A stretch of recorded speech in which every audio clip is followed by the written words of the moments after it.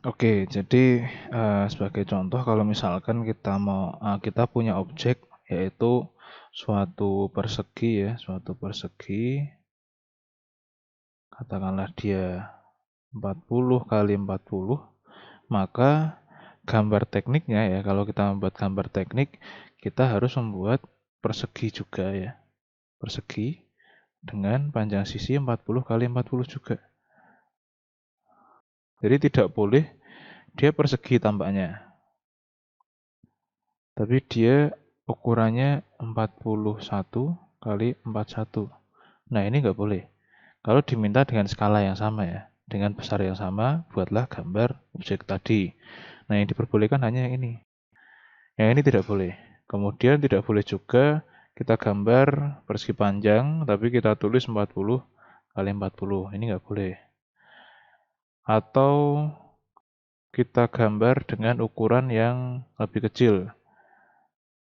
Jadi yang sini 39, yang sini 40. Ini nggak boleh. Jadi kalau kita bicara gambar teknik, itu fix. Ukurannya fix. Segitu ya segitu, tidak lebih dan tidak kurang. Seperti itu. Jadi itu bedanya ya, bedanya dengan menggambar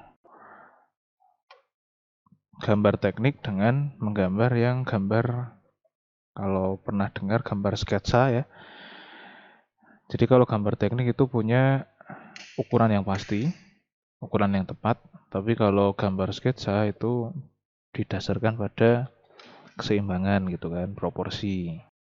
Jadi itu lebih ke keindahan gitu. Nah, kita nggak mengacu itu, kita mengacu ke ukuran gitu ya.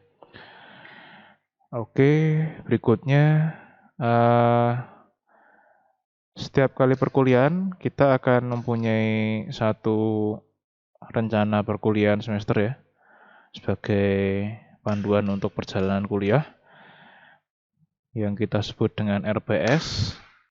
Nah, di sini saya punya RPS.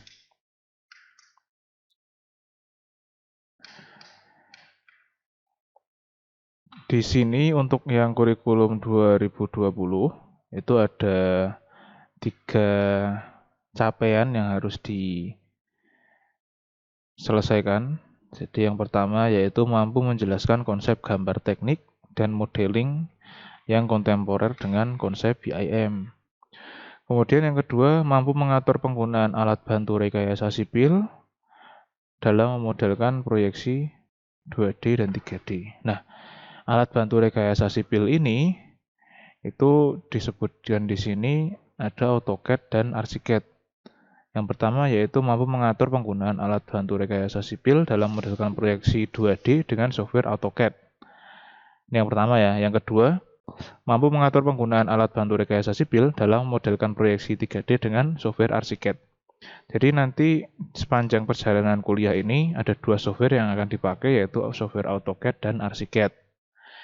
Kemudian berikutnya adalah mampu menggunakan alat bantu rekayasa sipil, ini tadi ya, 2 ini tadi, dalam memodelkan desain rumah sederhana dengan konsep BIM. Jadi untuk tugasnya nanti ini. Tugasnya nanti lebih ke CPMK 3. Kemudian dalam perjalanan perkuliahannya nanti kita akan bersentuhan dengan 2 software ini yaitu software AutoCAD dan software ArchiCAD. Silahkan bisa mulai-mulai browsing seperti apa AutoCAD dan ArchiCAD dan bisa mulai diinstal ya. Karena nanti kita nggak lama lagi akan langsung menggunakan AutoCAD dan ArchiCAD. Disesuaikan dengan spesifikasi yang mampu oleh laptopnya, oleh masing-masing.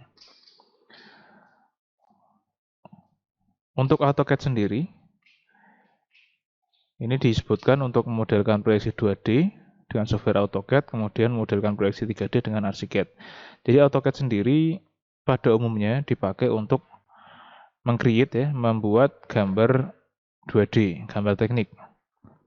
Sementara itu untuk yang ArchiCAD itu dia biasanya dipakai untuk menghasilkan atau membuat gambar proyeksi 3 dimensi. Nah, kalau untuk konsep BIM-nya itu nanti lebih masuk ke ArchiCAD-nya. Nah, apa itu BIM? Untuk BIM, ini, jadi secara gambaran seperti ini untuk BIM, nanti akan melibatkan ada arsitektur, project manager, control institution, fabrikasi, detailing, engineering design, dan lain sebagainya. Kemudian ada banyak sekali software yang terlibat di sini. Ini konsep BIM seperti ini, secara gambaran. Tapi apa itu lengkapnya, ini saya keep dulu ya. Nanti akan dibahas di kemudian pertemuan ya. Di kemudian hari, di pertemuan yang akan datang.